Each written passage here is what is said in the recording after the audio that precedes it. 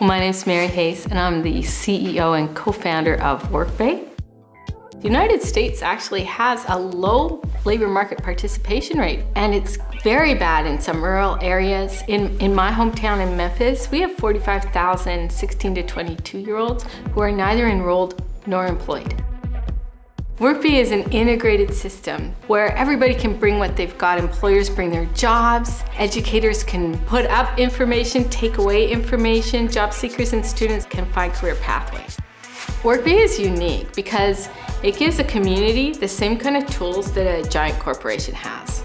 It integrates learning with career pathways, with job postings, and makes it easy for people to see what are the jobs in my community, what's in a 30-mile radius around me, and if I like that job, where do I go to school, and what online training can I take to get there. It also, though, lets employers see who is learning what and who's ready for what job.